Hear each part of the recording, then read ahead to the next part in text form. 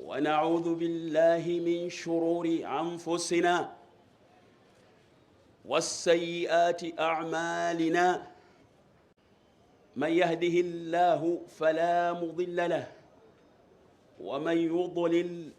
فلا هادي له وأشهد أن لا إله إلا الله وحده لا شريك له وأشهد أن محمدًا عبده ورسوله صلى الله عليه وعلى آله وصحبه أجمعين. أما بعد، فإن عبادة الحج أحد أركان الإسلام. oluvannyuma lw'okutendereza Allah subhanahu wa ta'ala n'okusaayira ku mbaka Muhammad sallallahu alaihi wasallam, fattaqullah ibadallah, neeramira omwoyo gwange nga nammwe mbalaamira okutya Allah subhanahu wa ta'ala. Wa'lamu, mumanye, anna ibadata alhajji, timazima ibada okusinza okwa hijja nga tuli mu biseera bya myezi gya hijja, mu nnaku za hijja, ahadu arkani lislaami alkhamsa. Hijja yemu ku mpagi z'obusiraamu ettaanu obusiraamu kwe buzimbirwa. Alladhi buniya alayhi alislam, obusiraamu kwe buzimbirwa nga bwe kiri mu hadithi ya Ibn Umar, Nabbi sallallahu alayhi wasallam ng'agamba nti buniya alislam ala khamsin, obusiraamu yabufaananya ng'omuzimbo, n'agamba nti obusiraamu bwazimbibwa ku mpagi ttaanu. Wa dhakara minha alhajja, empagi ez'ettaanu, emu ku mpagi obusiraamu kwe buzimbirwa y'empagi ya hijja. Eyo abakkiriza gye beeteekerateekera okgenda okutuukiriza mu nnaku ezitali zeewala. walahamiyatihi, olw'obukulu bwa hijja, dhakarahu Allahu ta'ala fi ayatin kathira. Yayogera Allah subhanahu wa ta'ala ku hijja mu aya nyingi, akthara dhikrahu fi kitabihi, yajogerako nnyo, akthara min ghairihi. Tolaba okusiiba tekwayogerwako mu Qur'an nga hijja bwe yayogerwako. Wa khassa lahu suratan kamilatan, hijja neweebwa essula nnamba mu Qur'an, libayani ahamiyatihi, ng'ekigendererwa kulaga bukulu bwayo, wa haqiqatihi, n'obwennyini bwayo, wa fadlihi, n'obulungi bwayo, hatta yuaddi alhajju manasikahu ala basiratin wa yaqin. Oluhaji eyeteekateeka ogenda okukola hijja asobola okukola emikolo gya hijja ala basiratin, ng'agikolera ku kumanya, wa yaqinin, nga nekyakola kikakasa nti ali mu kusinza Allah subhanahu wa ta'ala. Subhanallah, sahaba Abdullah ibn Mas'ud radiyallahu anhu yagamba nti as-sabru nisfu al-iman, obugumiikiriza kitundu kya bukkiriza, wal yaqinu al-imanu kulluhu, ne yaqin, n'omuntu okubanga yeekakasa nti kino kyendiko kye kituufu, al-imanu kulluhu, bwe bukkiriza bwonna. Omuntu akola hijja ng'akakasa nti kyalimu ali mu kusinza Allah subhanahu wa ta'ala, tali mu kusamira kw'Abawarabu tali mu buwangwa bw'Abarabu wabula kyakola min akikola nanyini kiragira nakitandikawo ya Allah subhanahu wa ta'ala tayenkanankana n'atuuka e Makka n'akompeyalinga wakati wa hijja n'obusamize bwa Buganda abo tebenkanankana olwekyayo ebitiibwa mu bufunze obw'ekitalo njagala tutunuulire aya zino ezimu kuzajja mu Qur'an mu bufunze nga ziraga obukulu bwa hijja n'obwennyini bwayo n'ensonga lwaki weeri njagala tutunuulire teekayo ebirowoozo agamba Allah subhanahu wa ta'ala inna awwala baytin wudi'a linnas lalladhi bi Bakkata mubaraka wa huda lilalamin ennyumba eyasooka okuteekebwawo ku nsi kuno ng'eteekeddwawo lwa kusinza Allah subhanahu wa ta'ala nyumba ki al-Kaaba al-musharrafa Kaaba y'ekitiibwa lalladhi bi Bakkata mubarakan yeeyo eri mu kikko mu lusenyu luyitibwa Makka ekiyita Bakka mubarakan ennyumba eyo ya mukisa tegaba mukisa wabula weeri wakolerwawo eibada nnyingi ezivaamu obulungi obungi eri abantu weeri wakkawo okusaasira kwa Allah subhanahu wa ta'ala okutenkanika bungi weeri abantu abalangirirawo okwenenya kwabwe basonyibwa mu kifo ekyo weeri naye basabirawo baanuko mubarakan nga ya mukisa wa huda bulungamu lil alamin eri abantu bonna twalagirwa n'okujolekera nga tusaale sale 5 katusinza Allah subhanahu wa ta'ala aya ya 96 mu suratu al-Imran ngeraga Kaaba lwaki yazimbwa lwa kusinza Allah subhanahu wa ta'ala era ngeraga nti Allah subhanahu wa ta'ala bw'aba ayina ennyumba mu ggulu gye beta Baitul Ma'mur bamalayika gye beetooloola nga basinza Allah subhanahu wa ta'ala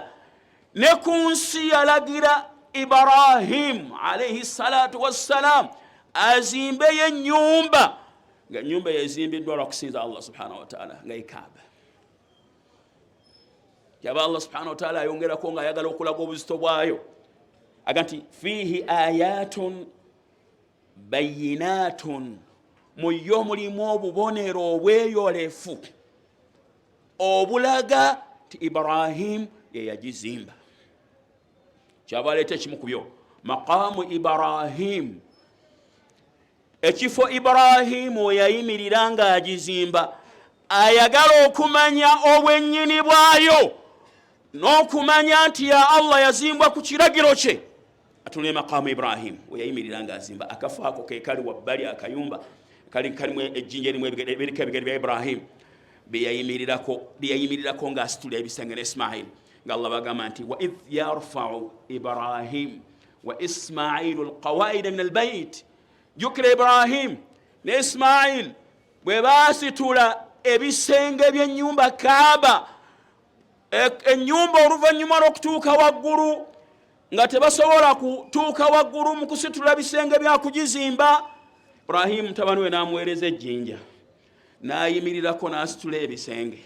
ejjinja eryo Allah subhanahu wa ta'ala lyogerako mu aya eno nti maqamu Ibrahim nawe yayimirira Ibrahimu ng'azimba mu aya eri gyensomye olw'okuba omulimu gwamulagirwa mukama we yasaba n'okusana kati rabbana taqabbal minna innaka anta as-sami'u al-alim kama waffe kkiriza omulimu gwange ne mutabani wange gw'otugambye okukola innaka anta as-sami'u al-alim owulira okuwulira okusembayo omanyi okumanya okusembayo lwaki tukoze kino rabbana waj'alna muslimaini laka wa min dhurriyyatina tufuula abasiraamu abasinza gwe wekka wa min dhurriyyatina n'ezzadde lyaffe wa arna manasikana tumaze okuzimba wa arna manasikana tulage bwe tukola hijja watuba alaina kkiriza okwenenya kwaffe Ibrahim batuyagala nga asaba suratul Baqara kyaba Allah subhanahu wa ta'ala ganti maqamu Ibrahim muni Ibrahim yeyimirira nga azimba ngalako n'agamba subhanahu wa ta'ala aganti waman dakhalahu kana amina ayongera kulaga bulungi na buzito bwa kifo ekyo nayingira mu kifo ekyo abeera mirembe al-amnu al-kawni wala al-amnu ash-shar'i al-amnu ash-shar'i abeera mirembe takwatwako ne bw'aba alina omusango mateeka agafuga Makka takwatwako tuusa lwafuluma Makka bwe yali amaliriza n'agamba nagati walillahi ala nnas bw'amala okulaga obukulu bwa Kaaba n'ensonga eyagitandisaawo nagati walillahi ala nnas n'olwekyo ku lwa Allah subhanahu wa ta'ala ala nnas kikakata ku bantu hijjul bayti man istata'a ilayhi sabila okugenda okulambula ennyumba eyo kugenda okukola hijja walillahi ala nnas waliwo ebintu bisatu walillahi hijja bagikole ku lwa Allah ala nnas ekakata ku bantu hijjul bayt ekibakakatako man istata'a ilayhi sabila asobola okufuna entanda emutuusa gyeri asobola okufuna ekyebagalo ekimutuusa gyeri asobola okufuna ebintu ebisatu kyalekera abantu be nga tebagenda kusabiriza ekyebagalwa sente ezimutwala n'entanda gy'anaakozesa nga agenze akakatibwako okugenda e Makka era okugikola wajibun ala alfawri teekeddwa okuteekebwa mu nkola mu bwangu walillahi ala nnas hijjul bayti man istata'a ilayhi sabila kyabagamba waman kafara anampakanya n'agaana ogikola anampakanya n'awakanya obwetteeka bwayo anampakanya n'agityoboola fa inna allaha ghaniyun anil alamin siina bwetaavu ku buli yennampakanya siina bwetaavu elhijja ye aqulu ma tasma'un wa astaghfirullah li wa lakum wa lisaa'iri almuslimin fastaghfiruhu thumma tubu ilayhi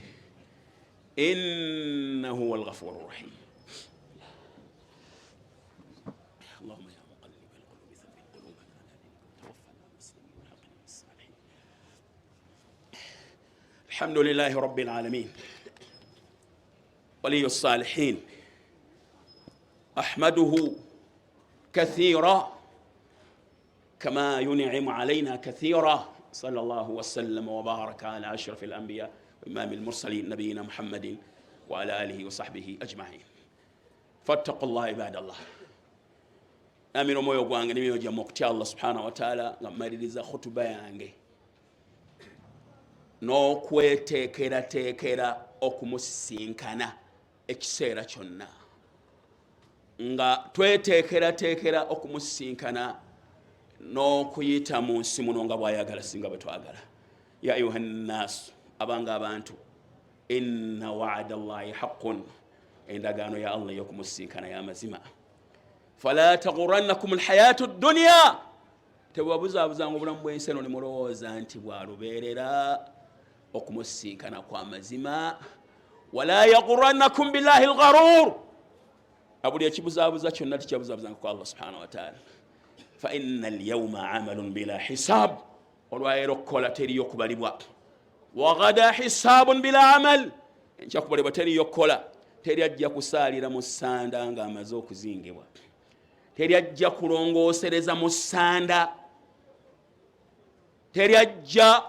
kuleka byaziyizibwa nga amaze kuteekebwa mu ssanda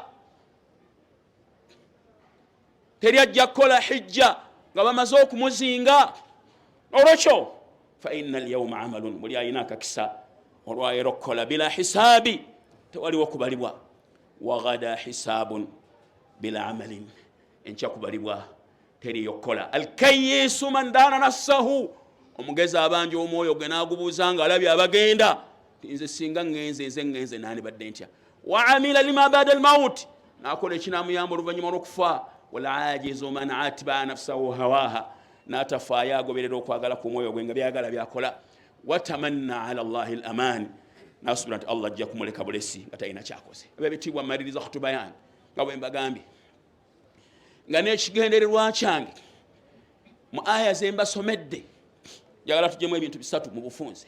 ekisooka hijja yonna ezimbiddwa ku kubaawo kwa Kaaba.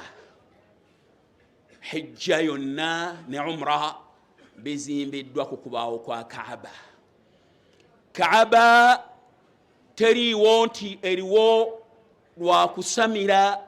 oba lwa buwangwa bw'Abarabu, wabula eriwo ku lwa kiragiro kya nannyini nsi eno eyalagira ezimbwe asinzibwe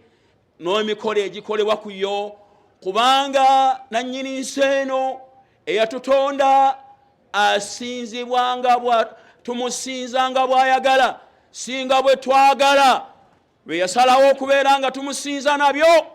kwe kugenda e Makka nga mu kumusinza okwo mulimu okwetoloola Kaaba gye yalagira tugyetooloole n'emikolo emirala gyonna egigoberera. Wala mu suratul Al-Hajj yagamba Allah subhanahu wa ta'ala ng'agamba Ibrahim, agamba nti wa idh bawwa'na li Ibrahima makana al-bayt alla tushrik bi shay'a. Jukira bwe twalaga Ibrahimu kifo ky'ennyumba kyawe ogenda gizimbe ala tawhidi wa ifradi wa ta'dhimi, gizimbe lwa kunjawula nze na kunsinza na kunsukkurumya. Emikolo egikolebwa mu kifo ekyo gya kusukkurumya Allah na kumwawula kyobulaba ng'ekisinga okwogerwa abali mu hijja yekigambo ekiga nti labbaik Allahumma labbaik. Mukama waffe twanukudde okoola kwa Ibrahimu bw'aba yamala okuzimba yamuga nti wa adhin fi nnas bilhajji, yita abantu bajje bakola hijja. N'abagamba ntya, n'abakoola ntya, namuga nti bajja kujja. Yatika rijalan wa ala kulli dhamirin, bajja kujjira abatambuza ebigere, bajja kujjira abebagadde ku nsolo, bajja kujjira bonna koola. N'ayimira n'akoola. Atutuuka mu hijja tugamba nti twanukudde okoola kwa Allah kuyalagira Ibrahim, labbaik Allahumma labbaik. Mukama waffe twanukudde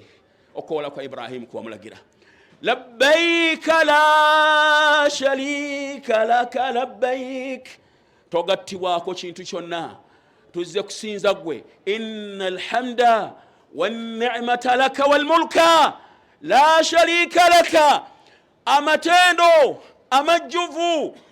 obufuzi byonna ebyengera byonna laka bibyo, la sharika lak, togattibwako. Abatambuza ebigere nga bagenda mu Arafa baddiŋŋana ebyo, abalinnye waggulu wa baasi baddiŋŋana ebyo, abali munda mu baasi baddiŋŋana ebyo, abava ku miqaati nga bagenda e Makka baddiŋŋana ebyo. Lwaki ekigendererwa ky'omutonzi mu kuteekawo emikolo gya hijja ne mu kuzimba kwa Kaaba? Nsonga y'okubira ebitiibwa, Kaaba teyazimbwa ng'amasabo ga Buganda n'ebiggwa bya Buganda bwe byazimbwa nga bizimbiddwa kusinza sitaani, wabula yazimbwa ng'ezimbiddwa ku kiragiro kya mutonzi nannyini nsi, ng'ezimbiddwa lwa kusinza Allah subhanahu wa ta'ala. Lwekyo abalowooza bwe batyo kye balowooza kizimbiddwa ku butamanya na bubuze. Nsonga y'okusatu, abalokola abagamba ntugenda e Makka kusinza jjinja. Kaaba si jjinja, Kaaba nnyumba Allah gye yalagira Ibrahimu azimbe olw'okusinzibwa kwe, so olw'okusinza ennyumba. Ngalaga nti falyabudu rabba hadha albayt, basinze nannyini nnyumba eyo. Falyabudu rabba hadha albayt, basinze nannyini nnyumba so si ennyumba. Nabbi n'agamba sallallahu alaihi wasallam, innama ju'ila at-tawafu bilbayt was-sa'i wa ramyul jimari li iqamati dhikrillah. Kwatoola Kaaba kwateekebwawo, tomulaka Safa ne Marwa kwateekebwawo, okusuula obuyinja kwateekebwawo li iqamati dhikrillah, lwakuyimiriza okujjukira Allah subhanahu wa ta'ala. Subhanallah, amalun azim, nsonga nnene. Olwekyo abalokola babagamba tebava kuno nga bagamba nti basinza amasanamu ne bagenda basinza amasanamu, kye babagamba kikyamu si kituufu. Lwaki ejjinja eddugavu tulinywegera? Ejjinja eddugavu lyavaawa? Lyava mu ggulu, lyoliza obutuufu eriteekebwa ku nsonda ya Kaaba nga akabonero akalaga watandikirwa okwetooloola. Tetulisinza obula twalagirwa okulikwatako. Tulikwatako lwa kulisinza, tulikwatako lwa kuba twalagirwa okulikwatako. Wala nti Umar ibn al-Khattab radiyallahu anhu nga mmaliriza, tulikwatako n'okulinywegera, si lwa kulisinza wabula twalagirwa okulikwatako n'okulinywegera. Koyo abakisobodde kiri sunna mikolo gya hijja na umra Omar bwe yatuukawo n'alabanga abasiraamu abapya bangi abayinza okuba n'endowooza enkyamu erowooza ntusinza amayinja nagati wallahi inni la alam ndayira Allah mazima ddala nze mmanyi annaka hajarun tigoli jinja la tadurru wa la tanfa tosobola kuba nakyosalawo kunze tosobola kunkosa oli jinja oli kitonde wala tanfa tosobola kubanga ompa omugaso gwonna sizze kusinza gwe jinja walaula anni raaitu rasulallahi sallallahu alaihi wasallam yuqabbiluk singa salaba nabbi nga akunywegera ma qabbaltuka sande kunywegedde amakulu ekigendererwa kyange mu kukunywegera sikusinza wabula nzize lwagoberera nabi sallam imamu almuwahidin yali asinga abantu bonna okwawula Allah n'okumumanya olwekyo mwewalawo bonna alladhina yushawihuna manasika alhajji aboonona emikolo gya hijja ne bagifaanaganya n'obusamize ne balowooza nti okugenda mu hijja tuba tugenze kusinza mayinja oba okusamirira lubaale w'abawarabu nga kaaba yaliwo nga abawarabu tebanaba kubaawo. Allahumma salli ala Muhammadin وعلى ال محمد كما صليت على ابراهيم وعلى ال ابراهيم انك حميد مجيد وبارك على محمد وعلى ال محمد كما باركت على ابراهيم وعلى ال ابراهيم انك حميد مجيد وارض اللهم عن خلفاء الراشدين منهم ابو بكر وعمر وعثمان وعلي وسائر صحابه رسول الله. اللهم اعز الاسلام والمسلمين واذل الشرك والمشركين ودمر اعداءك اعداء الدين واغفر وارحم موتى المسلمين الذين شهدوا لك بالوحدانيه والنبي كبير الرسالة وماتوا على ذلك. اللهم إنا نسألك من كل خير ما سألك منه عبدك ورسولك محمد صلى الله عليه وسلم ونعوذ بك من كل شر ما استعاذك منه عبدك ورسولك محمد صلى الله عليه وسلم وأنت المستعان ولا حول ولا قوة إلا بالله. ربنا آتنا في الدنيا حسنة وفي الآخرة حسنة وقنا عذاب النار. صل اللهم على نبينا محمد وعلى آله وأصحابه أجمعين. الحمد لله رب العالمين. الله أكبر الله أكبر. أشهد أن لا